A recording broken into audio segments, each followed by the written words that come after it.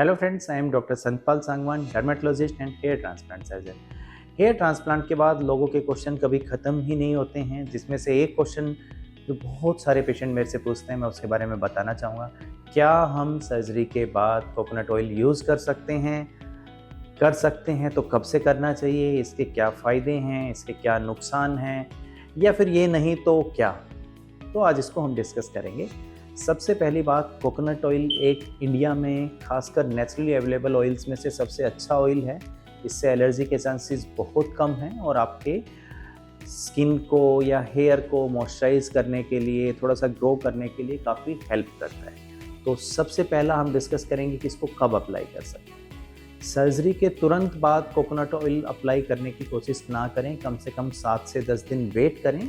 इतना वेट करना ज़रूरी है ताकि जो ग्राफ्ट हैं उनको अपनी पूरी हील हो जाए, वो अच्छे से सेट हो जाएं, फिर हम लगा सकते हैं। दूसरी चीज़, ट्रांसप्लांटेड एरिया में कोकोनट ऑयल मत लगाएं शुरुआत में, थोड़ा सा बाद में लगाएं, नहीं तो वो ग्राफ्ट आप डिस्प्लेस कर सकते हैं। तो यही चीज़ें हमें थोड़ा सा ध्यान रखनी है। और तीसरी चीज़, कम कोकोनट ऑयल से स्टार्ट करें, एकदम नहीं कि पूरा भर के बहुत सारा लगा दिया और डैंड्रफ भी बढ़ा लिया।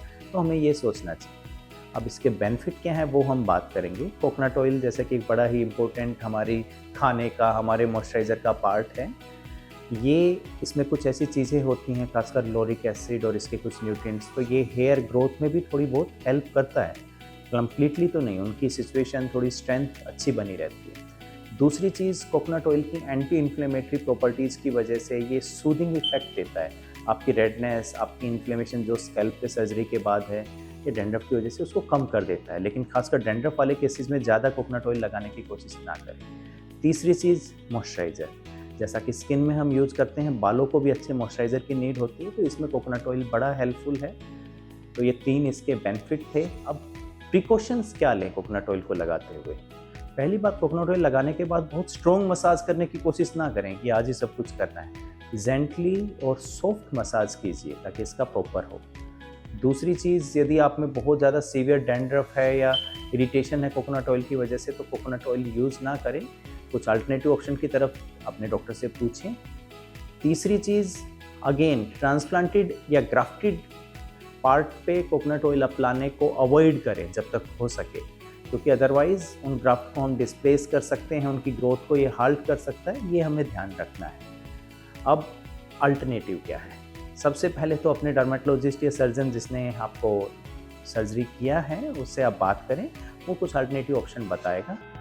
दूसरा, बहुत सारी सीरम्स रहती हैं जो टॉपिकल ऑयल है, या इसके अलावा बाकी ऑयल भी हम यूज़ कर सकते हैं, जैसे कि आपका आंवला जो ऑयल रहता है, बादाम ऑयल रहता है, तो ये भी लगभग वैसे ही इफेक्ट देते हैं, पर ये थोड़ा कॉस्टली पड़ते हैं। और बहुत अलग अलग सीरम्स आती हैं जो अलग अलग ऑयल का मिक्सचर रहते हैं, वो भी हम साथ में यूज़ कर सकते हैं। तो ये एक बड़ा इंपॉर्टेंट पार्ट है। इसी के साथ एक दूसरा क्वेश्चन कि हम कब अपने बालों को ट्रिम करा सकते हैं, ट्रिम कराने चाहिए या कटिंग करा सकते हैं, कम्प्लीटली शेव करा सकते हैं, इस पे भी हम बात करते हैं।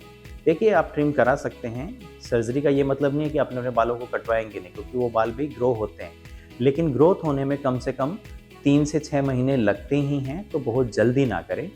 पहला क्वेश्चन कि कब ट्रिम करा सकते हैं, कम से कम 1 से 1.5 महीना आप रुकिए, फिर साइड वाले बालों को आप कटवा सकते हैं। दूसरी चीज़, ग्राफ्टेड बालों को ज़्यादा टच करने की कोशिश ना करें, वो हमें ध्यान रखें। फिर बाल कटवाते हुए क्या चीज़ों का ध्यान रखना है? सबसे पहली चीज़, क्लिपर्स या सीजर्स कोशिश कीजिए कि ट्रांसप्लांटेड एरिया में ज़्यादा उनकी रूट्स को ना टच करें। ऊपर ऊपर से आपको कटिंग करवानी है, आप करवा लें। दूसरी चीज़, बहुत अग्रेसिव ऐसे उसके पास मत जाइए कि फटाफट लग गया और देख भी नहीं रहा कहाँ काटना है कहाँ नहीं काटना, मतलब ध्यान से आपको कटवाना है।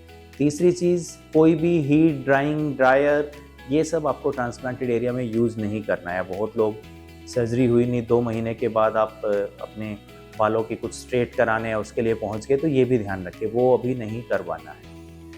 अब ट्रिम कराते हुए क्या करें फिर? ये सब नहीं कराना है, अब ये मैं बता देता हूँ। एक तो प्रोफेशनल ट्रिमर के पास जाएं जो पहले भी शायद ऐसे ट्रांसप्लांट वाले पेशेंट के उनके बाल काटता रहा हो, ताकि उसे पता हो कि क्या करना है क्या नहीं करना है। अपने डॉक्टर से ज़रूर पूछें कि कब ये करवाना चाहिए, ताकि वो असेस भी करता रहे कि आपको किस चीज़ की ज़रूरत ज़्यादा है।